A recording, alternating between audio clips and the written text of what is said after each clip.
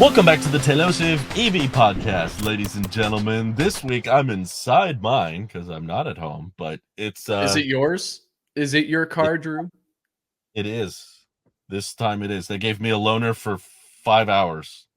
It was the worst possible loaner on this last service visit. It was What do you literally mean worst possible? And what are you talking about? It's it another was an Model 3. Intel-based black interior, standard range Model 3 with the white exterior, and the 19-inch wheels. You poor soul.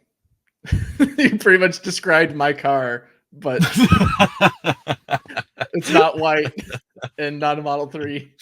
Yeah, I was gonna say yours is at least dual motor. It's fun when they give you something that's at least a little bit better than your own car in some way, because then you have something to play with and feel the acceleration or something. But nope, this one was just pure like, nope, everything is worse in this car. Even the wheels were bumpier. And How long did you have it for before they gave back your car? Because it seems like you did it on your trip that you're still on. Yeah, it was, because my family lives much, much closer to a service center than I do. So oftentimes it's like, let me just drive all these miles to a service well, I'm center. visiting them regardless. But if I'm home, then we're doing other things. You know, we're trying to use the car for work but if you're on a trip, you're staying with family, you can use their cars and it's easier to drop off a car. So I straight up told the service center to keep the car all week if you have to, because I just want these things to get fixed. And the guy who I talked to when I got there was very insistent that, oh, you can't add things to the service visit. And I was like, I did it. I added these things last week. Oh, he said, you can't add things without 48 hours notice. And I said, I added these last week. This was 100+ hours ago, not 48 hours ago. And he's like, oh, they're not showing up in the system. And I was like, well, I know they're there because I added them and they were on the appointment. But the technician addressed everything that I brought up. So the technician was great.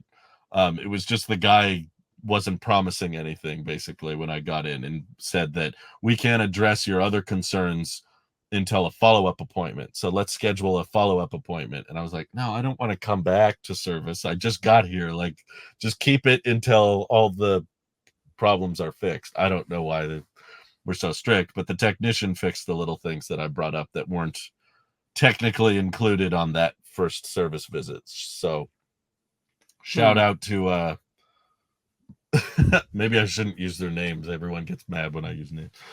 But shout out to random Tesla tech expert. Very nice guy. Joined me for the ride along so that he could hear the little squeak in the dashboard, and he fixed it. And he also fixed my separation in the B pillar. That they claimed, the guy who I talked to when I came in said they couldn't fix that. They had to fix that on a follow-up service visit, but this technician fixed it anyway, even though it wasn't on the list, and it's back to normal now. And that's great. It's nice to have good service finally, especially in your case that it felt very tumultuous and hair pulling. It was, and they replaced the entire headlight, so I got a brand new headlight. Is it just one new headlight? Well, yeah, I don't think they'll replace two. I hope it was the right one. Actually, maybe I hope it's not the right one, because if they didn't fix it, then I'll have to get the other one replaced. I don't think they would take the new headlight out. Oh, that one wasn't needed to be replaced. They already took away my old one. We still have it. Well, I'm getting it. If it's hard to tell, actually, if they fix the signature lights, because when you're in parking mode, they're not on by themselves. When you just put it in parking, it's the daytime running lights, I believe. And the normal headlights were always working fine, both low beams and high beams. That was never the issue. It was just the signature little light strip that was dimmer on one more than the other. Which, if I was out of warranty, would not have cared at all. I definitely would not have paid a dime to replace. It was purely just because we're at 47,000 miles. And I'm like, while it's under warranty, I'm going to ask for every tiny little thing to be fixed. But I told the service center that straight up. I just said, if anything costs something, just don't bother. I'm not interested. I don't care that much. I'm just here to be picky about the warranty. And they were like, okay, that's fine. So they understood where I was coming from. But I actually got to meet up with what's his name? Winston, Tesla Winston, who's pretty popular and pretty active on Twitter with Tesla repair stuff. Okay. And he's not too far from me in this area, actually. So it was fun that he met me at the service center. Oh, he was there. Was he doing some footage, or was he just there? No, he watched my video or whatever. At some point I said, I'm going to be getting service on my car out of state because we need to take it on a trip. And the service center is much closer to my parents' place where I'm staying. So it's usually a good time to get service work done. And he said, hey, is it this service center? And I said, yeah, it is. And he said, could I meet you there? Because me and him had spoken quite a bit. So if you want to know who he is, it's just at Tesla_Winston on Twitter. And he's rebuilt 2 Model 3s basically that were completely salvaged, totaled. Wow. Both for his parents. So he has a lot of experience with working on Teslas, and he was actually picking up replacement parts at that service center while I was there. And all the employees knew him, which was really fun. And he just had a lot of great opinions. And I was telling him about my work at Tello and how, they care a lot about repairability. So what things could we do to make sure that the Tello is easy to work on and stuff like that. So it was really fun talking with him, getting to know him and his background, and just really nice guy. And that's always fun part of the community, is getting to put faces to names. And so, yeah, he was a great guy. So I had a long hangout session while I was at the service center. We just sat in the Cybertruck for a while that they had out on display. This one was in much better shape than the one at the Fremont factory. That's for sure. Everything was functionally working. That's, I guess, they capture the Fremont spirit with the Cybertruck there, and everything's broken and falling apart. But there was a guy there that was hanging out in the Cybertruck as well while we were sitting and chatting. We originally sat in the Model 3 Performance. They had the refresh there. And then we were checking out the Cybertruck, and this guy, very nice guy, came up and said, are you going to get one? And I was like, I don't think I can afford it, which is my nice way of saying no. But he said, I just got offered my Foundation series, and I'm trying to decide if I should go through with the order.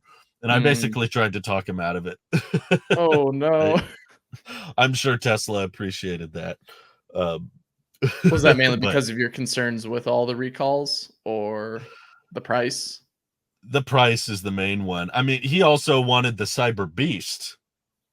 And I was like, really? Why do you want to go with the Cyber Beast? Which is, and he was debating, should I drop $120,000 on this truck? And he said, well, up here, with the icy roads and all the snow, I want kind of the best of the best. I want a really good powertrain and to be good off-road and stuff like that. And I was trying to tell him, well, the dual motor has the rear lockers, whereas the Cyber Beast only has a permanent magnet motor on the front, and then there's 2 induction motors in the back. So I said, if you're doing it for traction control and off-roading, I've actually heard a lot of people say the dual motor might be better because it has those physical disconnects on the rear axle. Right.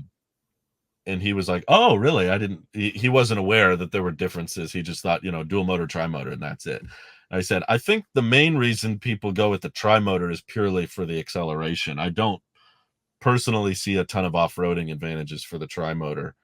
And, I told him about all the recalls and about the energy density of the 4680 cells, how they're not that great yet. And this is just a whether you get the Beast or the dual motor, it's still 123 kilowatt hours. He wasn't aware of a lot of these things. I could tell he was not super active in the online community, at least when it came to Cybertruck coverage. So I was trying to tell him these things aren't going to appreciate, that just because you have a foundation series, it's not going to hold its value any better. And he was like, yeah, but doesn't the foundation come with FSD? And I was like, well, none of them come with FSD, really. They don't even have autopilot yet. And it's been almost a year. And you can get FSD for $100 a month now. So if you really like it, just subscribe to it when you need it. And then the rest of the time, basic autopilot, I think, will work just fine. He was like, oh, okay. So I was telling him basically to wait for a non-foundation series dual motor, which is like, well, I it's just coming single-handedly soon, saved that guy right? $40,000. Didn't the big man himself say later this year the foundation is going away? And But the you, of all people, know not to listen to anything he says. yeah, I suppose so. I did okay. There is a person that I talked to who knows a guy at Tesla. So I know a guy who knows a guy Oh, that okay. said that they were going to be doing the foundation for about a year. So it lines up with the assertions. But who knows? At the end of the day, it comes down to whatever Mr. Techno King wants the company to do that given day. So who knows? Did you see the change in the emails about Foundation series? I did not. There's a new change in the email regarding Um, I don't know. What would they change? I'm You trying can't to sell this find it. thing even Here it more? is. No. um, I'll share my screen here. Just give me a second. We'll do it. There you go. Okay. So this was spotted by Nick Cruz. This is the old wording, as a long-term shareholder, you've been prioritized for early delivery. The new one says, as an early reservation holder, you have been invited to order your Foundation Series Cybertruck with early access to delivery. Due to continued high demand, we expect to deliver only the Foundation Series through late 2024. Okay, so they Um, even confirmed it on their end. but that's different from what Elon said, technically. At Did the he say shareholder end of meeting, summer? he said next quarter they were going to Okay, start doing non-foundation, which would imply Q3, like somewhere around September, October. Whereas based on the email wording, it sounds like they're going to keep, again, Tesla could be pulling Tesla shenanigans where they're trying to convince you that it'll be a much longer wait if you don't take delivery. sure. But my personal guess is based on the guy I met in the service center, there's still some people considering it. I just think that, yeah, whoever buys the last Foundation series is probably going to be a little annoyed. They're going to be like, ah, shoot. Yeah, but they should take some, what's it called? I don't even know what to call it. Pretty much pride, I guess, in the fact that these people who own it or are considering owning it have the best selling EV truck on the market right now, somehow. Yeah. It's thanks to, there's a lot to unpack with that statement, but I do believe it is technically true. I haven't seen data that proves otherwise yet. Yeah. Well, the data that proves it, according to Electric, in which I'm obliged to agree with, is the amount of recalls that have taken place with the Cybertruck has been really That is helpful in actually understanding how yeah. many they've delivered, Yep. because that's how many they have to recall. As far as I know, I don't think they'd say we're recalling the ones that are on the lot right now. Uh, Yeah, that number is public, so it is kind of helpful. Yeah, in which it's estimated that around 8,000 to 9,000 Cybertrucks were delivered in the second quarter of 2024. And according to Ford, because Ford's actually nice and they report specific numbers, they said the F-150 Lightning delivered 7,902 units. And so, Wow. with them being the leader over Rivian and Hummer and, well, I guess Hmm. GM, uh, forgetting any others probably. Yeah, GM actually, what's funny is GM has some of the lowest numbers, and yet they still report them individually. They said 2,200 Silverado EVs were delivered. I'm pretty Right. sure that's still only to fleet buyers. And then 2,900 Hummers, but that's counting the SUV variant as well. I don't know if you want to get technical about that, but um, Yeah. I mean, even combined, they're both that's massive. about half of what Ford delivered. Mhm. It's Interesting. pretty nuts, actually, that within its first year of production, the Cybertruck is technically the most popular electric truck now. Still in the Foundation Series pricing. I'm sure that's only going to go up when they start lowering the prices. It makes me wonder what people are seeing that maybe I'm not, because what I'm seeing right now with this product is something that is very much a first gen attempt. It's like Vision Pro, like what we're talking about on the tech podcast. It's Yeah. it's still they're trying to figure out what this product is, how to build it, and to build it effectively, Hmm. to where it's got great utility but also isn't breaking the bank for the company. So for them to somehow be the best selling electric pickup truck, it's great. Congrats to Tesla on it, but I'm not seeing the value that I used to see in this product that was hyped for many years, and now we're seeing it. It's missing this, it's missing that. This doesn't work. This motor in the windshield wiper has to be replaced or fixed, or the wiring has to be attended to. Bunch of stuff, and I just think, well, maybe going with something a little bit more traditional is a better choice, because I mean, they didn't change too much of it. I mean, they changed enough to where it makes sense, but not enough to where they have to figure out all of the new issues that are stifling customers with their normal use cases, or the company outputting the product. So I think it's the it's not. look, personally. You I think think it's so? purely, I think at this stage, you're not weighing over people who see the good value and functionality on $100,000 vehicle. That's that's absolutely like, I hate to use this term because it gets used against me a lot, but I do think at this stage it's very much a status symbol. Um, Especially when you see people like Shaquille O'Neal and Kardashians and Katy Katy Perry, Perry. when Yeah. they're taking pictures, oh, I just got my Cybertruck. It's like, yeah, this is very much at this point a fashion piece. It's Mhm. a it's a status thing. It's a hey, look at me thing. And I'll admit it is still very eye-catching. I know not everybody loves the look. I personally think it looks beautiful. I think it's gorgeous, and a lot of people are probably buying it partly because of the tech, and yeah, it's a truck, so they can do some truck stuff with it, but also just because nothing else on the road looks like it, and people love the fact that they have something unique that stands out. And if Tesla would have made something more traditional, sure, maybe it would have had less recalls or less quality control issues. By the way, at the service center I went to, there were a ton of Cybertrucks, and the technician did tell me that they were working on most of them. Pretty much all of the ones that I could see were there for service, not for delivery. And Yikes. the demand for it would likely either not be as high, or it'd be higher, but the price people are willing to pay would be much lower, which is why I still stand by, from a marketing perspective and a profitability perspective, the Cybertruck is still engineering genius, because it's a $60,000 truck that they've convinced a bunch of celebrities and YouTubers to spend $100,000+ on. And you just couldn't do that with an F-150 Lightning. It just wouldn't work. Like, Right. if you tried to keep it traditional and just, I've driven a $90,000 F-150 Lightning, and it is still on the dealer lot. I know exactly where it is, and it's been 6 months to a year, and they have not sold it because no one wants to spend 90 grand on an F-150.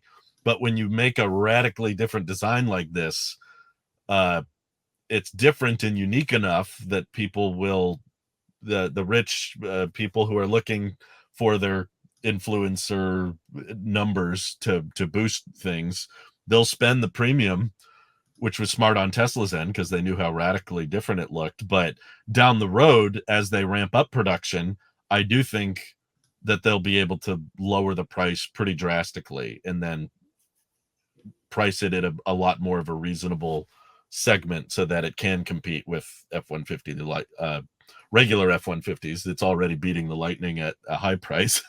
But I think what Ford has shown us is that there's kind of a limit to the addressable market when you go traditional too, because when you lean into a traditional fan base, a lot of people who like trucks to not be too different and like them to be the same are going to be hesitant to switch to electric. They're not going to want a big battery to learn about and charge and figure out how fast charging works or hope that the charging infrastructure is good. So you kind of have issues going the traditional route too. Whereas leaning into the newness of it and leaning into, no, we are not the same. This is not going to be the same form factor. This is not going to be the same segment. You might find a bit more of a passionate user base that's into the software emphasis or the steer by wire or the radical look. So Tesla's got a lot of brand power, and I think the Cybertruck is absolutely proof of that. But it is absolutely, if I know people that are thinking about buying it, I'm going to tell them no. If you're on the fence, don't do it. The only people who should do it are the people who aren't on the fence, who are absolutely convinced I need one of these, no question. Like, those are the ones who should spend the $20,000 extra to get a Foundation series. But yeah, I basically talked the guy at the showroom out of buying a Cyber Beast. Weird flex, but okay. I wear that badge proudly.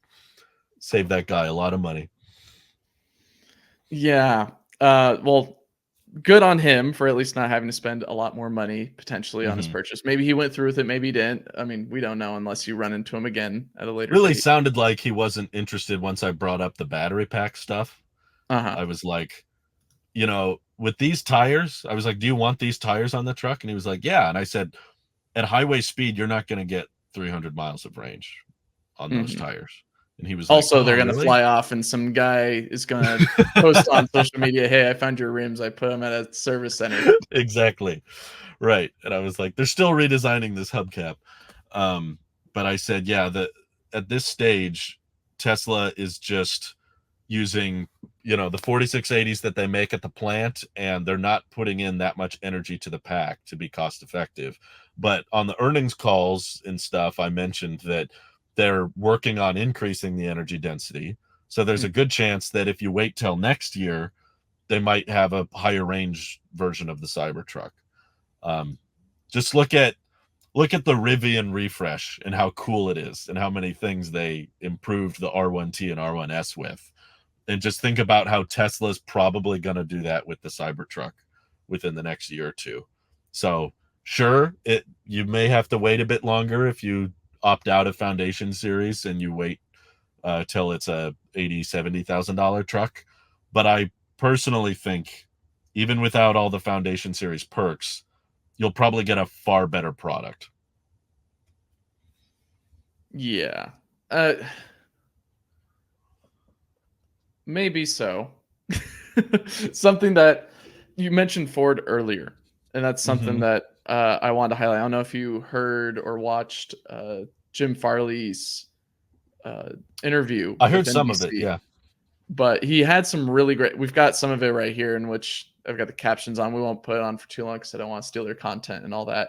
But some of the comments that he made actually struck me as surprised and awestruck at a lot of the statements that he was making and the forward-looking ideas that he had for electrification, in which he was saying a mass amount of the F-150 population right now is hybrid, or like it's grown over the years to like I think 25%, I think a fourth or something like that are hybrids, and then EVs are a small percentage of it, but they're growing.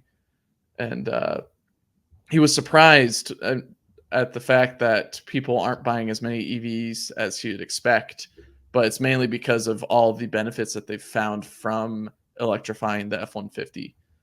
And Mm, specifically something that I think you would like, and something that also is a little bit alarming to you as a Tello employee, or I guess contract worker, is that he's excited for smaller vehicles to come around, and that they want to push more smaller vehicles as a company, and that mhm. uh, the idea of having a very large battery pack in a very large vehicle just isn't sustainable. So Yep. going for something that is smaller is on their mindset right now, and that it's in their scope, and they're, I don't know whether they're developing something right now, whether that will come in the form of the T3 truck that they're making or Oh, yeah. something else. But uh, I'm very interested in seeing what Ford has coming up in terms of a smaller EV in their lineup. I would love that. I mean, I say game on as a tello worker, you know. I really want this segment to be more popular than it is. That's what you know, summarizes Tello's whole mission statement, is just that vehicles have gotten too large. That's one of the reasons I wanted a Model 3 over any other Tesla, was because I liked the dimensions of it. And uh, even Mhm. relative to a Tello, a Model 3 is pretty big. Tello is about almost 3 feet shorter than my Model 3, even, which is crazy because it still has a 5 foot bed and 5 seats and all that. So I'm excited at the idea of everybody, Ford or Rivian, getting more into the mini vehicle, mini truck, mini car, whatever it is, space. I've been saying for a while I'd love an electric Miata, you know, something that's not crazy expensive, but just low to the ground, so you have very little frontal area to displace the least amount of air possible, but still have a really small form factor. That's one of the few downsides of the Aptera. Aptera is super efficient, but it is a very wide vehicle. So parking and stuff like that is going to be a little trickier when you have those wheel pants that stick out. But um, I'm I'm thinking Ford is likely looking at customer demand and trying to figure out how we best optimize our all electric architecture. And I think there is probably a decent chance that he sees the facts, which are that, you know, the big battery pack, like you said, is difficult to make cost effective. So Mhm. electric might make a lot more sense in smaller mediums where you can squeeze a lot more energy out of that battery pack. And I do think there's a lot of untapped demand in the smaller pickup truck space, and too much recycling of the ice age with a lot of these EVs. And I even blame the Cybertruck for that too. Mhm. Cybertruck is very radical and very different looking, but they did absolutely try to make it as close to an F-150 in size as possible, which I Right. don't think was necessary. I think with the switch to EVs, oh, look at that. That's cool. Where'd you The get that? patent. I found it online. I guess some article was touting it as a potential look at the new T3 truck from Ford, in which Ooh. the patent was showing off some crossbar for, it looks like, bikes or something else Yeah, it's to probably more about the crossbar. I'm trying to think of where the driver's legs would go with the wheel position. or just the cab in general is very extended. There's no door or anything. I mean, these patents Yeah, are always fun to look at because they either right. give hints at the product, or they're just wildly inaccurate, and they just came up with a cool design and put it into the patent because they said, yeah, we're not going to go forward with that form factor, but we do want to go forward with this accessory. So let's put it on this concept that is never going to be made and no one's really going to expand upon. It does remind me of the Tello a Yeah, little bit with the it is kind of similar. There's only so many different ways you can make a aerodynamic front of a pickup truck. So right. they're kind of probably stumbling onto a lot of the same design characteristics that Tello has, especially with the whole how airflow moves around headlights and windshields and stuff. There's a bunch of aerodynamic simulations that Tello's going to probably show off in the next few months that I'm excited to share. But Hopefully they so. they indicate why they design every little detail is affects aero and stuff, and Yep. they put a lot of attention to detail into it. It's impressive. But Arrow is a fickle mistress. She is yeah, it very is. particular and ruthless. And so tackling that is the toughest part, which is why you see cars like the Bugatti. Oh goodness, the Tour.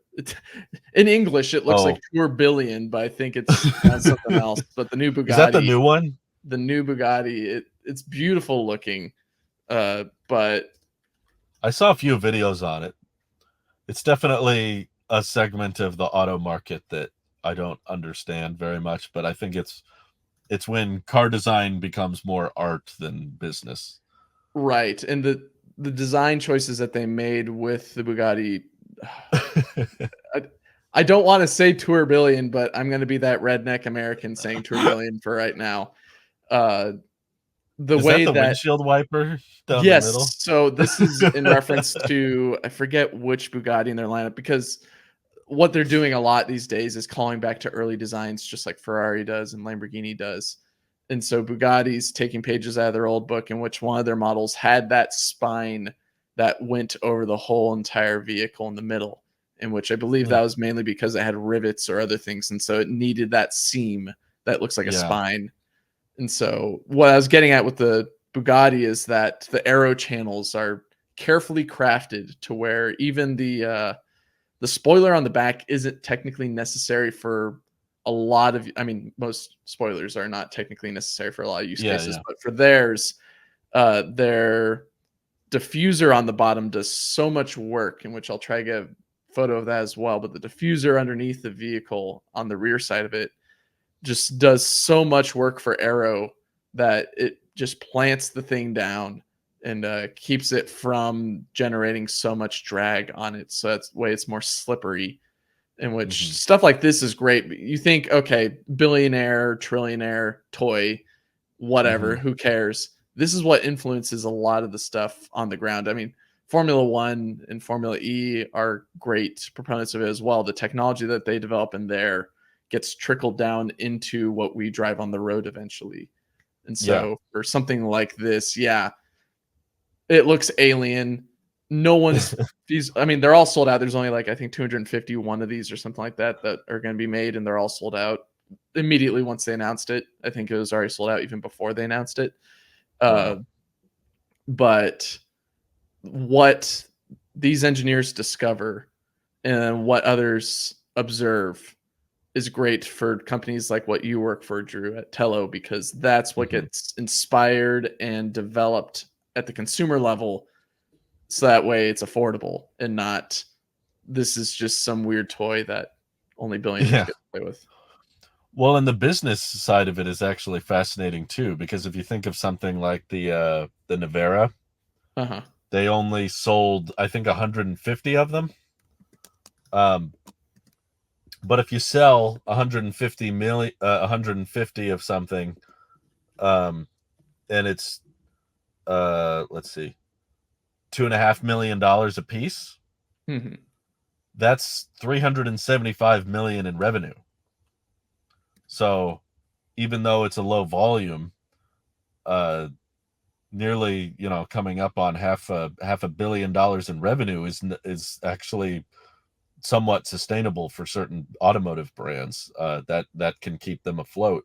Compare that to something like the Aptera, which is obviously a much more mass market vehicle. But if we assume that's on average $32,000 a pop, and they break even at 6,000 a year, that's 192 million, which means selling 150 uh, Naveras actually brings in more revenue than selling 6,000 Aptera.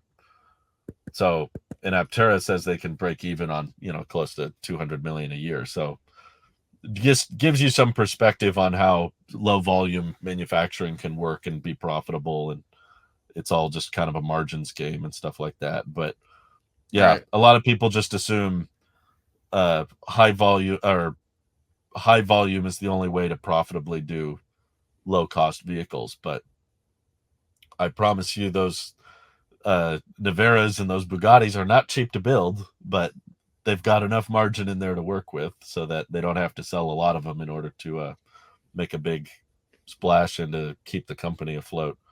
Right. Or you get bought out by a bigger company and then you just become their True. expensive car brand. And so you're Yep. supported by their money, which is, if you want to cater towards the idea of mass market's the only way to succeed, well, they technically are. They're part of that ecosystem. There you It's go. just they're not directly contributing to it, but their technology hopefully is in some way where a Hmm. lot of those engineers get to cross shop, or not cross shop, but communicate, and are Hmm. able to disseminate the discoveries and utilities of certain features on a car that they can somehow weave into theirs. I mean, the giant structural doors on the Brazilian or whatever uh, is probably not something that we're going to see in a consumer car besides, I guess, the Model X. But even so, these are like I they're, don't know.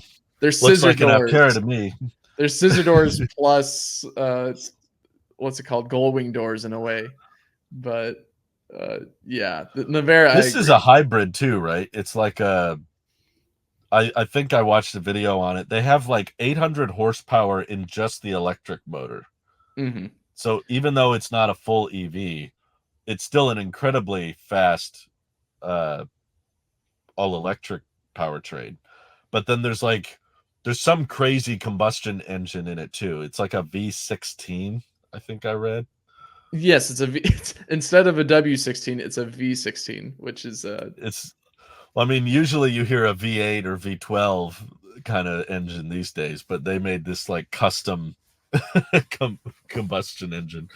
So it's quick off the line, and then it can also be fast, like people would expect a Bugatti to be. Yeah, it's pretty nutty. yeah, it's got a 25 kilowatt hour battery in it as well. And its electric It's pretty range is small. 37 miles on the WLTP cycle. So Hey, that's almost as much as a Prius. yeah, right, Priz or the new Bugatti? But is it a plug-in hybrid? That's the question.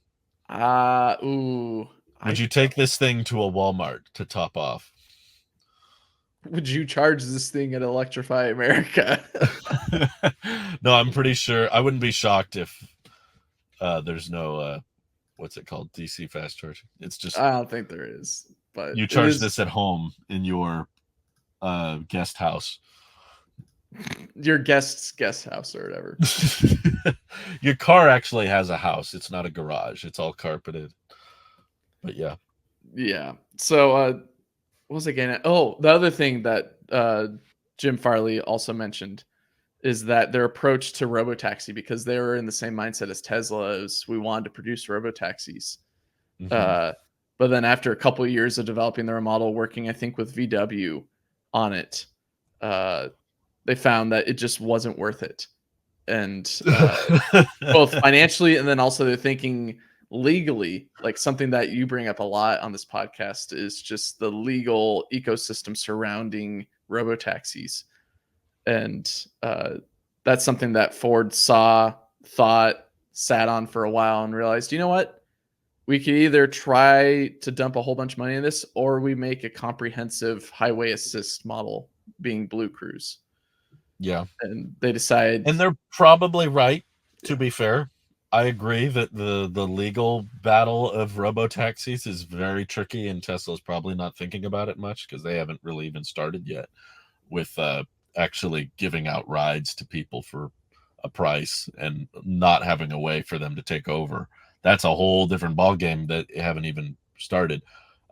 However, because Tesla and Elon are crazy enough to attempt robo taxis, that does likely mean Tesla will get a lot further in autonomy than mhm, anybody else because they're actively attempting to kind of remove the steering wheel. Whereas Blue Cruise has been fairly disappointing in most of the. I tried to use it and couldn't get it to work. And the pre-mapping highways and stuff. And uh, there's just a bunch of things you're not going to attempt if you don't believe they're possible. So I see the value in both mindsets. mhm. Uh, and this is saying as someone who doesn't believe robotaxis are really going to work out. I think they might get them working in a few selective jurisdictions, but I think it'll probably be like the Boring Company where they get a couple cities on board with it, but it's really, really hard to scale up. And Elon gets bored and then focuses on the bot, and that becomes their forte. But it's interesting to hear, you know, the CEO of Ford actually say things like that. We looked into it, not worth it. It's just too much. Yeah, I like He's a bit more of a realist.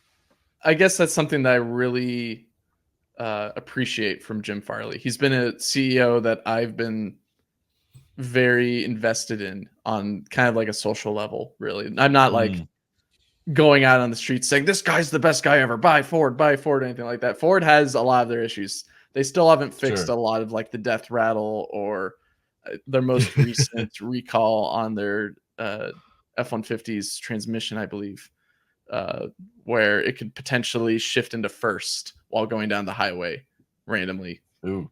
And so stuff like that is worrisome. But the way that Jim Farley is approaching being a CEO has been something that is that I've been appreciating greatly. Where he's very honest, he's really trying to talk with the community, try to focus on what uh, people want to buy from Ford, and Hmm. doubling down on it, and making a whole bunch of money for the company, but then also making some really neat vehicles like the new generation Bronco or the new generation Mustang. And those have been fantastic products in their own right. And then being able to say, yeah, who wants a very loud generator at a construction site when you can just plug into Mm, your truck and right. construction sites become silent? I like that idea. No longer do construction sites or any other work site have to be loud. They can be quiet and still get the job done and still have enough range to get home and not worry about it. Yeah. So stuff like that, I greatly appreciate his leadership in. But yeah, there are some things that still haven't been realized, like Blue Cruise, which I definitely agree. There's a lot more work to be done on it, but Hmm. there's a lot of good stuff coming out of his leadership that I think is maybe underrated right now. I think there should Oh be a lot yeah, more appreciation towards Jim Farley's leadership of Ford for this decade. absolutely. He got the ball moving on NACS. It really wasn't going anywhere until Ford adopted it, Hmm. and they've been shipping out those adapters. They were the first to have access to the superchargers that obviously weren't from Tesla, and that was just such the right call. It's a shame that the sales haven't really turned around for the better. It sounds like they've had to cut back a lot of their production on the Lightnings, and I'm guessing they're not very profitable anyway. So it's probably worth rethinking whether that means electrifying a Maverick or doing more hybrid stuff. I'm more the all EV guy, but I understand why Ford has to be kind of trying to please two different fan bases at once. It's a tricky position to be in. Yeah, he even mentioned that in his interview, which I loved as well. As he was saying, like, I did road trips in this thing in California, and when I drive an F-150 Lightning all the time. I Hmm. don't see an issue with having this much range. Like, this is more than enough for my daily use cases. And then when I do drive around further, which is probably pretty rare for him because he probably, whenever he needs to go to a business meeting far off, he's not going to drive there Yeah, himself. He's going to get flown yeah. by the company. But for he put out the statistics as well. He's like, yeah, like statistics show it's a very small percentage that need that amount of range, but we're still going to provide that through hybrids and internal combustion engines. But for those Hmm. that want to make the plunge and see the benefits of going all EV, we have the Lightning, and it's a pretty good product for what it needs to be. And so, I don't know yeah, if I've said it recently, but I do think of the legacy automakers. If I had to pick which one is adopting or adapting the best, it's probably Ford. Hyundai Kia's doing a really good job too, but hmm, at least stateside where I live, I think Ford's been kind of crushing it with EV adoption. So uh, we kind of need both. You know, I don't think the future is everybody just buying a Cybertruck. I think there's so many different needs and desires from the automotive market that you need the kind of traditional style to appease certain people who don't want too much change but still want electric. But then you need some people that are a bit more radical with their thinking of designs and what what a truck should look like or what a form factor should be for a truck. You look around on the roads today, there's a lot of variances. There's not one company doing everything. There's a lot of different styles of car that people like, which is why I'm all in favor of there being lots of different companies attempting to solve the same problem in their own unique way, because there's a very passionate F-150 Lightning community that I've seen online that loves their trucks, and there's also a really passionate Rivian community, and there's a really passionate Cybertruck community. So it's all good. I'm all in favor of, everybody get what fits them best, and I think for a lot of people that Lightning is perfect. Especially, some people look at traditional as a drawback. I still see it as a potential perk depending on who the buyer is. I'm thinking of my brother-in-law, who I've been visiting a lot on this trip. He drives a F-150 that's very much almost exactly the same dimensions as the Lightning. And he said for his line of work, there's a lot of sales meetings you go to. And you're meeting with farmers, you're meeting with warehouse guys, and you do not want to show up in some radical, you don't want to make a statement with how you show up to the sales meeting. And I think driving around a Lightning, they wouldn't even know it's electric. They'd have no idea. They'd probably ask, why is your truck quiet? Why do you have a four cylinder in there? Yeah. Maybe. But I mean, if you for his workflow, he's not road tripping that thing, and electricity is dirt cheap up here because of the hydropower. So he could save a lot on fuel down the road. He's openly told me he's open to getting one in the future when the pricing kind of makes more sense. But yeah, just charge it from home and to work and back, and you've got a bed when you need it. You've got a nice weather sealed frunk when you need it. It's a nice truck. It's a bit too old fashioned for my liking, but there's a lot of people who would very much prefer having the more traditional interior that's very familiar. And F-150 is already in best-selling truck in America for decades, right? So I respect and admire Ford's willingness to just say, hey, let's just take something that's already popular and make it electric, because it really highlights the electric advantages themselves, the quietness of it, the cheaper cost to own, and the acceleration. So just let the EV speak for itself. But again, the question becomes, how far can that take you? Because now they're not seeing the great demand that I think they were hoping for with the Lightning. So we'll see. I was really hoping the supercharger network would change things. I thought that would address a lot of the issues people had with the Lightning, but maybe word just hasn't gotten around as fast as it should have. There's a lot of negative press too. So yeah, I think that's the tough part, is not everything is static. Everything's moving, whether big changes are being made at Ford yeah. or at Tesla or in the economy, to where you can't just hold one variable still. It's all moving all the time. So it's a moving target of, you're aiming the bow at a bird flying in the air while you're sitting on a train. Very relatable. Yeah. Kind of hard to hit that bird. It is a moving target. So it's tricky one, but I think Ford overall is making the right calls. But I am excited at the idea of them electrifying a Maverick or a Ranger. Yeah, that would be nice, especially something like a Maverick. It seems like the perfect size for a lot of people's needs. They need a bed, outdoor storage, but they don't need a big truck. So, and they're not carting around people all the time, and many pickup truck drivers aren't doing that either. So why take up that much more room on the road when you can have something that does everything that you already want, and it's in a smaller form factor and a lot more efficient. So there's definitely room in the market. I mean, Tello's proof of that is that there's enough generated interest that they're still going. They're still moving forward on their idea. And it's not like there's other companies that are just squashing them out, or there's just not a want or desire for it. The fact is, that's the sad thing, is there's not really much on the market like the Tello. Because I was just going to pitch to you, if I was Ford, I would take the Maverick and I would make the front of it a lot more aero, and I would put in a mid gate so that you could extend the bed when you need. And I was like, oh, I just invented the Tello. That's what I'm pitching. It's almost the exact same thing, but yeah, there's a lot of proprietary stuff Tello has that helps them uh, achieve all those things in dimensions that's going to be pretty challenging for anybody else to match. But that's uh that's the beauty of the free market, right? Is all the competition, getting a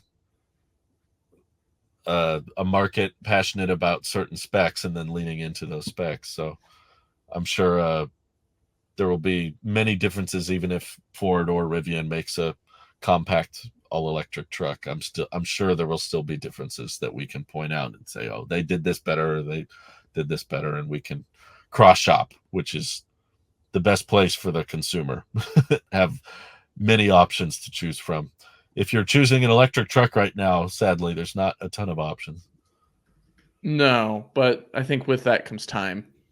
Yeah. And with that comes different form factors or different needs. So for those Hmm. that are the bougie big people, you got the Hummer. You want something Hmm. that's a little bit more flashy and will catch attention, Cybertruck. You want something that's a little bit more work truck focused, F-150. You want something in between, Yep. Silverado or the Sierra Denali, whatever it is. And Hmm. then you want something smaller, Tello.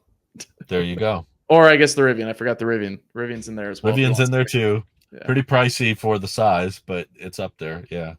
Yeah. Like Winston was asking me while we were at the service center. He was like, "Would you go with a Cybertruck or a Rivian?"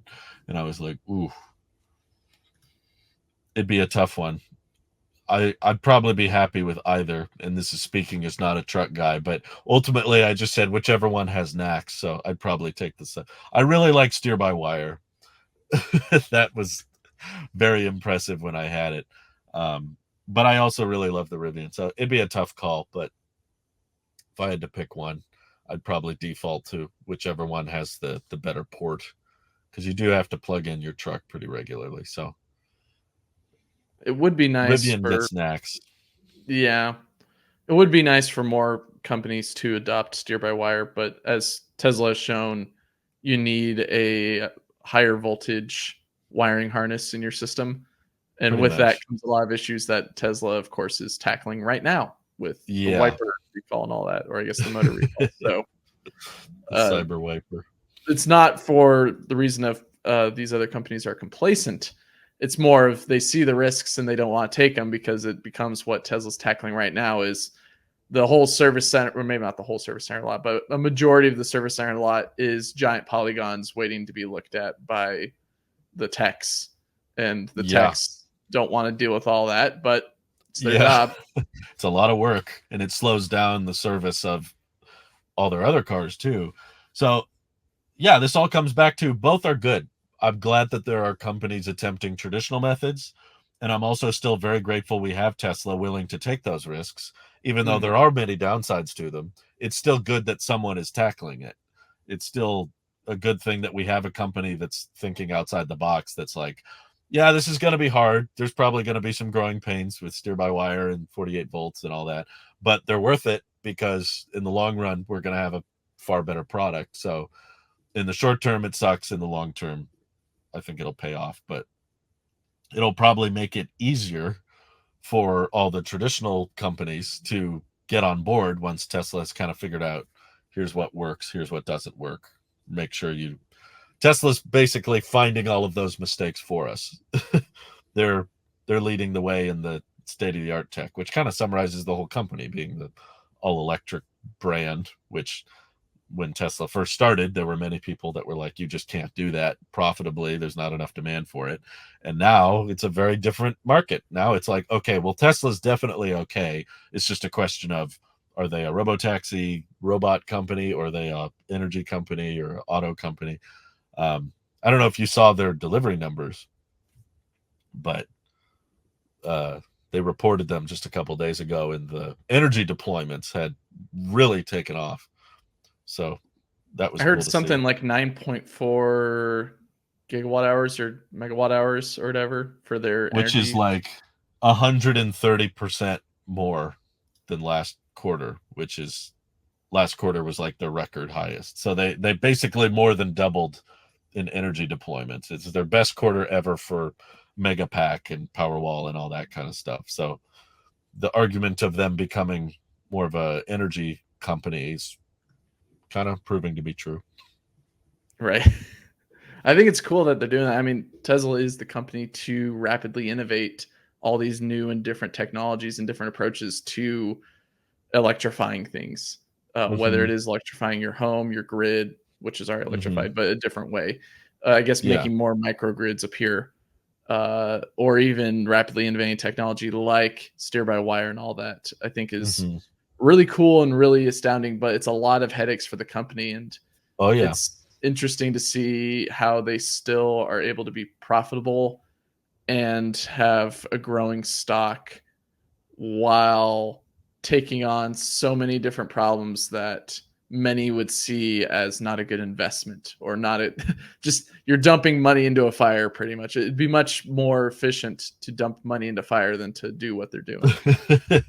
But they're doing it Yeah. and they're getting some results out of it. Or I guess I'd Mm-hmm. say a good amount of results out of it. I wouldn't say some, but yeah. So stuff like that, I would say good on them. But other things that maybe is a interesting investment, Mm-hmm. uh, that would be, I don't know, something that's close to me is like we never really saw Tesla realize that weird cyber trailer that was being towed behind the Mm. Cybertruck in many of their promotional images.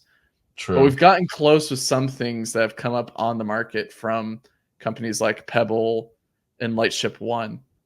And I Mm-hmm. figured maybe now is the right time for us to talk about this a little bit because we shelved it for the last podcast that we were in together, Drew. I want more polydrop. Let's Polydrop is in that list Pebble as well. Flow is very cool. Don't get me wrong. I love the fact that you can like steer it from an iPad and it auto hooks up to the trailers and stuff. Mhm. But my biggest hurdle with both the Lightship and the Pebble Flow is just their 6-figure trailers, which I have a hard time getting excited for. It's They like, are big trailers with a lot of smart technologies in them. mhm. And Although I think making them smarter and easier to work with, like you can disconnect it and move it around by itself and have it hook up. It probably will get more people into trailers that are not currently into trailers because of all mm, the simplicities of using it. It's like, oh, it just hooks itself up and you don't have to fuss around with it too much. But yeah, that argument falls apart when you're like, so it's $100,000. It's like, oh, right. yeah, Okay. you're putting a lot of tech into something that isn't going to be That used is a lot cool though. unless you're living off grid. Look at Uh, that magic hit. it is pretty cool. I mean, this is a demo, right? And I've we seen it don't. work on YouTube. Someone reviewed it on YouTube, and I'm it sure, seemed but to do this its is on job. a slightly decline. I mean, if this it looks real, a I think it's real. slightly flat surface in which Yes. the car doesn't look like it's nearby anything that could occlude the trailer as much with whatever sensors it's got, whether it's doing it or if a user is providing some input or info for it to follow, or at least for you to direct it. I'm But it sure being it could go very wrong. Safe to say. right, I can easily It see could break. someone accidentally rotate it into a tree, or if they're in a spot, into the trailer hookups podium and See, all that. they've got tank turn. Rivian couldn't figure it out. Why doesn't Rivian have tank turn? The Pebble Flow does. It's spinning in a field. It's an interesting industry. I'm curious to see if they can sell enough of these to make it profitable. But I hope so. It seems like a great idea, and this is about the same space. It's actually a bit more space than what I've got in my little trailer. Mine's more like mine feels like the poly drop in terms yeah, of space. The poly drop is Pop's a little definitely bit more in my price range. yes, in which I was that like 30 or 40,000 or something like that. It's the same Yeah, price it's as somewhere in there. buying a Model 3 or Model Y these days, in which those can Yeah, tow it, which is really cool. it is cool that you don't need a giant truck. As someone a fan of like lighter, cheaper vehicles, I'm very interested in lighter, cheaper, let me see where the pricing doesn't really show up until you try to pre-order one, I think. They make a lot But of it different says, ones. 3 of them. They've got 3 different versions of this already. wow.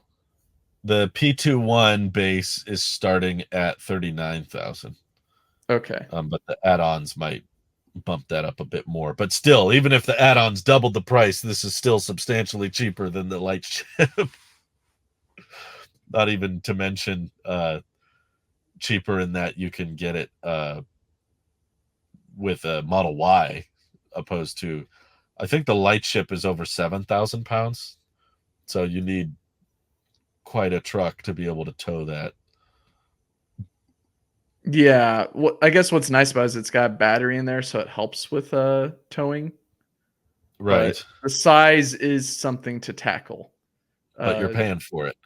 yeah, both Batteries ain't cheap. financially and everything. Just Also, the what? that's great. Just the R1T and R1S towing them, but the light ship's got some weird wrap on it. It just makes me laugh in I'm terms of just, I'm not so concerned about range when they have those big batteries. I'm more concerned about the charging. Mhm.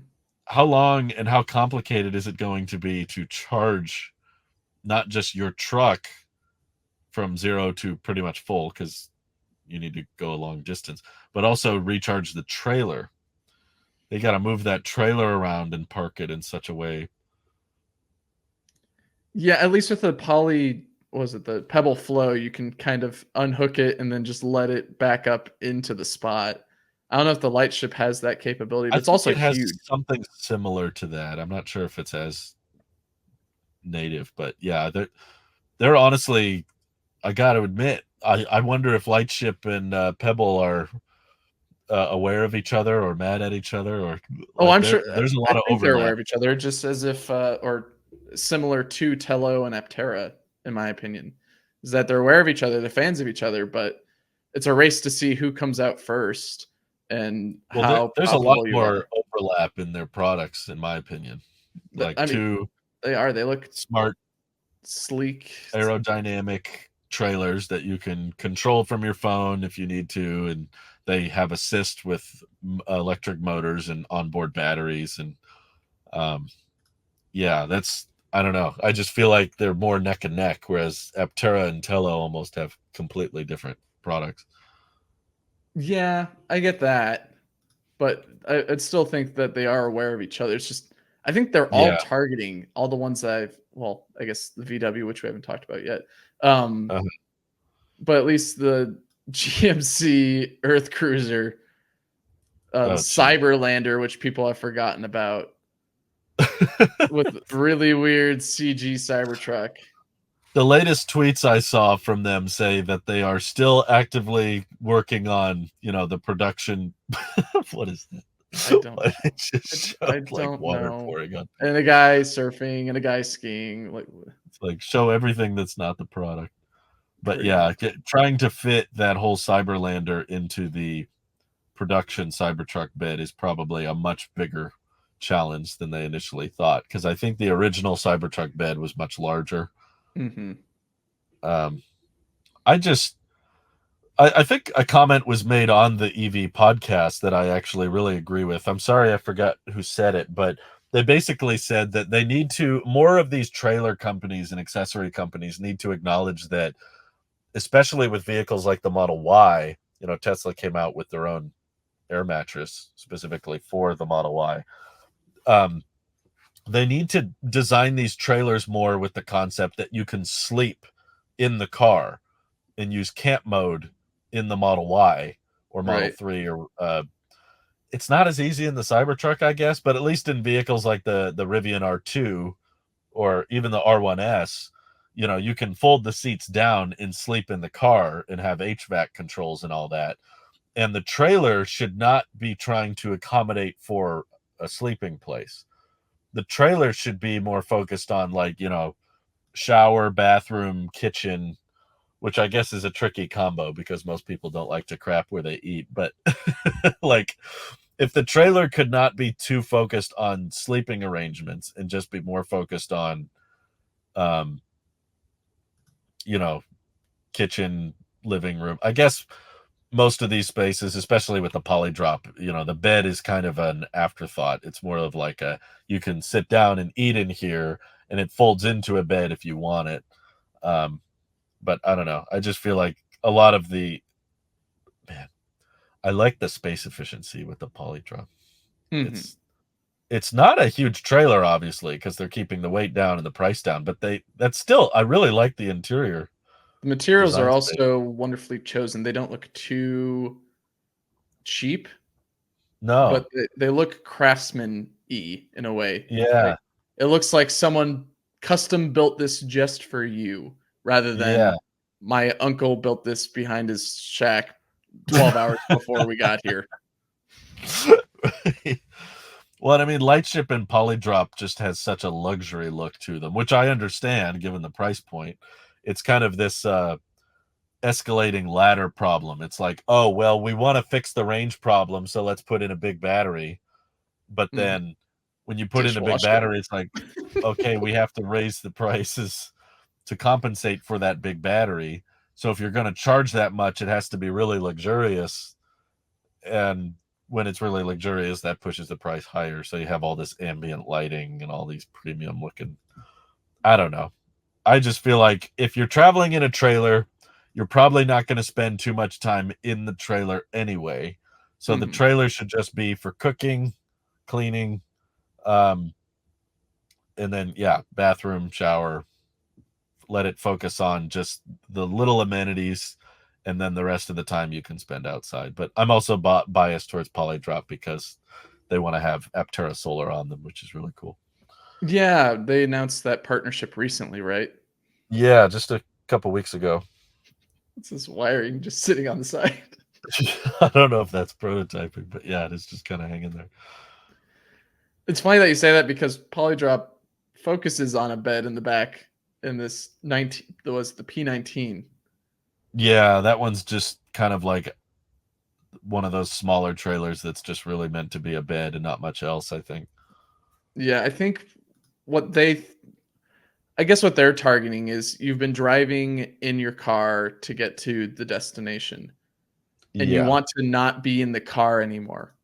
Yeah. So, but you're Yeah. tired from the whole drive, or maybe you've done a whole bunch of hiking. And so being Sure. able to extend your legs out. Oh wow, they got a Starlink in this one. That's actually That's quite cool. quite cool. But being able to have a separate space for sleeping is a nice Yes. luxury that people will pay for, because when you buy a trailer, you think, I want to be able to sleep in this, I want to be able to eat in it. Maybe I'll eat outside, I guess, but a nice contained space where it's at least air conditioned is something Sure. that they want to focus on. Yeah, with electric cars, you're able to do that without quote unquote starting the engine because there's no engine. Uh, but That's with the it, advantage of doing a trailer company is that people might buy this that don't own an EV. right, they keep on showing an EV, but just think about the benefits of having a hybrid and towing this, or even just a Uh, gas car and towing it. Like my you can, dad has expressed interest in, but because he drives a Tacoma, so he can't really car camp in that. But mhm. he's expressed interest in buying one of those really small aerodynamic trailers that he could just sleep in the back in. So maybe something like that would be more perfect for a gas truck or Yeah, gas car owner. and this is maybe somewhere around the size of what me and my wife's trailer is, a little Mm, Jayco, or is it a yeah. Jayco? Yeah. Um, and it's great, but it's not the most luxurious. It's not something No. that we're spending all our time in, unless when we're on our road trip, we're in really hot locations. We just Hmm. stayed inside where it was cool and put on a movie or something like that for that afternoon. Or Yeah. like, it's too hot to go outside. Let's just hang in the trailer. Yeah, we'll have to sit either on the very cramped table or on the bed, but at least we can hang out in the AC rather than being stuck out in the. Yes. And integrating the solar, I think, is something I really like about their design. Right. And then there's Oh other my companies god. that do a little What bit is more. this? So this is Vintage Vintage. It's Swedish. For Oh, it's pretty I'm much Swedish. okay. Well, you know all about this then. Uh, they pretty much took the VW van, in Event, which yeah. they took the European version of it, as you can tell, and it looks like this is the ID Buzz version of it. Yeah, and they've got a whole entire suite of uh, van life integration. Uh, Wow. not So is it technology, just a technologies. modified ID Buzz? It's literally the same. Yeah, so It's the new the one's going to be an ID Buzz. They've been mainly working on just the VW bus that they've got over there, but they're okay. planning on taking the Buzz, in which they'll take yours and then they'll modify the heck out of it. It looks like they cut a hole in the roof Oh, and then add a little tent extender on top. And that's then interesting. these tables, what was it? The table and the chairs that I'm showing on the screen right now can fold up into the car. Huh. So you don't have to worry about stacking everything on top or towing a trailer behind it. How do You're you able to. always find these little startups, Mike? I'm Unfortunately, this always one's not near us, so we can't really visit it easily. no, but I'm Swedish, so we're family, so I'm sure we can arrange something. Yeah, and which it starts at Does a this make higher. you like? Yeah, it is pretty much. It is pretty up It there, which starts I around expected. 95,000 euro, which is a bit much. What if But you're bringing the buzz though? say again. You said they will take your own ID buzz. Yes, if you pretty much you can either rent or buy. I think I they might will rent take one. your Buzz, I'm pretty sure, and they'll modify it as well. But Interesting. Does this yeah, make you like the ID buzz? I'm surprised you brought this up because you're yes, such an ID buzz hater. I'm an ID Buzz hater for the fact that the ID Buzz is structured as a minivan, but Mm, sorry, the outside looks like a minivan, but the inside yeah, is like an SUV. So yeah. it doesn't get like, I mean, it gets the sliding door, but otherwise So you don't most really get most of much your of a benefit. complaints had to do with how the interior was laid out. Yes, the exterior, it's not the most pretty, but that's okay. It's Yeah, what's on the inside, or at least its utility. That's always been the uh not the motive, but at least the goal, the the goal vibe. or usage of a VW bus is Uh-huh. what can you do with it? And stuff like this, where you've got a whole entire desk in the back that has an induction or electric cooktop, a tiny Oh wow, sink, that is cool. a magnetic holder for knives and scissors and all that, and then you've got foldable stools that then Mm, have like a table that come out of one of the sides of the van. Is mhm. like, it's great ideas. And the same thing with like this VW T7 California concept that I believe VW came up with on their own, Oh, uh, is great as well. But it's just, this is weird. Uh, it's really cool stuff. It's just, it's not being realized in the product that we want to see it in. Again, this is a concept for what looks like, I don't think it's, is it their ID Buzz? No, it's their T7. ugh. I'm just And such a fan. It's a shame because my wife hates minivans, but I'm a fan of minivans. I love this kind of stuff where it's like you can really move a lot of people, and sliding doors just have such a terrible stigma. It's a shame because they're very practical. You know, they're space efficient. You don't have to worry about them swinging out, and you can fit all. Look at all those modules and stuff. I know, It's right? just You good got use so of many different space. drawers. You got fruit in there. It's a refrigerator. That's a refrigerator It's a drawer. refrigerator Wow. drawer. Yeah.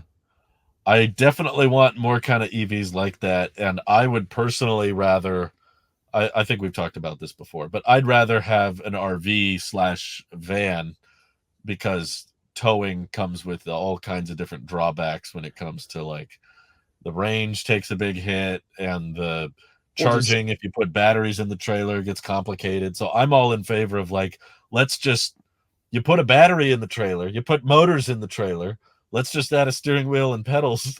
Let's make a vehicle you can live in. Why it's do a we lot of got to stuff to attach a cart around. vehicle? I mean, look at the size of this BMW versus the Pebble. It's massive difference in size, and then also you're Yeah, having to manage that, and how safely can you tow it, right? And with EVs, it's a little bit easier because they're heavier vehicles, and so they're yeah, able to tow a little bit further because of their motors and their weight. But uh, just having to manage a whole other pretty much vehicle that you're towing behind you, and then worrying about if you can make it to the next location without having, or I guess with having to refuel slash recharge, is a bit Yeah. much. We're having it all integrated, and you get a slight hit because you've now added a camping stove and kitchen in the back, but with some Uh-huh. lightweight stools and chairs is a little bit more appealing. I definitely agree. Or even having like the awning and all that, and foldable chairs and included refrigerator binnacle or whatever it is. Yeah, I mean, It's I a feel better like if form you're factor. van lifing, right? If you're on a trip or you're towing a trailer or whatever, it's probably because you want to experience more of the world, right? Mhm. You want to travel, you want to go check out a new place, or you want to camp somewhere. That thing's atrocious. I'm sorry. I don't For know. audio listeners, I've got the GMC Oh my god. Earth Cruiser, the EV Earth Cruiser, which I think is a $500,000 add-on or something like How that, many houses could you or buy? total package or something Oh, like that. But just holy buy a cow, house. this Wow. is the equivalent though of the Cyberlander. And to be frank, Yeah, I'm a lot more of a kinda. fan of this because you've got a lot more modules and things going for it than Yeah, what and you could ever power the heck is everything this? for a month with the batteries on board. Oh god. What is this? Well, it's the arrow of the truck, I guess, but their point is it disappears into the You could put just stole this image. He should get Starlink Mini on there. I saw someone put it on their they took Starlink Mini and they put it on the glass and it worked of their Cybertruck. They didn't Oh, even that's need to put cool. it on the outside. But yeah, this all needs to be updated for sure. Right. Anyway, if you want, what my point was, if you want to experience another region or if you're camping somewhere, then you should embrace the outdoorsiness of it. And that's what I love about this ID Buzz mod that you're showing, is Mhm. that just with the proper awnings, they could be like, you don't need the whole kitchen to be inside the car. You just No. need the counter space, and you just stand outside and basically bring your kitchen outdoors. I guess it's not very weather friendly if you go somewhere where it's raining or Well, you um got the back hatch covering most of you and what you're put. yeah, but you know how rain is, it comes in sideways and stuff. It'd be kind of a headache in the cold and rain, but Mhm. if you're going to, Equipped with a warmer toilet. climates and wow, I kind of want to see where this I'm toilet is. scared. If I don't consider it a toilet if there's no running water. There it is. Oh, It's right next to the kitchen. literally right next to the counter. Well, the whole thing has to be compact, but I could imagine, Oh, honey, I know you're cooking dinner, but I have to go. oh, that's great. That's the whole concept, right? Don't crap where you eat. you got There it you is. got a sink right next to the burners. They need a wall there. They need a little barrier or something. Oh, but That's that's the beauty of that's where trying to everyone compact gives up. everything into one space. It's just I still think, okay, right? We've made heated seats, we've made ventilated seats, we've made massaging seats. don't know. Don't go We where I need think to you're find going. a way to build a toilet into the seat. I'm telling you. What is a toilet other than a seat with a really cool feature? You can make it heated and cooled as well. I've seen the 23-way adjustable seats in the Lucid Air. Hmm. Think of, What are those? honestly, Aptera should be thinking about this, because if you make a vehicle that can go 1,000 miles on a charge, Mhm. then the next best feature is going to be, what if you didn't have to stop to use the bathroom? What if you could just keep Open Pilot on and press a button and a section of the seat just opens up I'm not like entertaining shaking this his head. convo.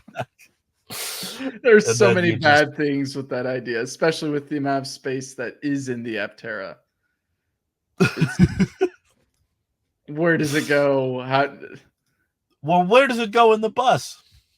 Where does it? I think It there's a goes in container the underneath. bunk, Mike. There's a bunk It's underneath the underneath the trunk. scissors. Probably. It goes goes right right next here. to your. You pull out the drawer and it's right How there. come every podcast with you and me eventually ends into this discussion Of of toilets? how do we get rid of feces when driving the vehicle? Does this come up a lot with this? I don't recall this conversation happening a bunch. Hey, the cyber potty was the last big one. That's right. How do we forget? How about do we? NASA could figure it out. I think there's a way we could build a toilet into an actual. Where do you put the toilet underneath this bed for the Model Y? No, it goes beneath the seats.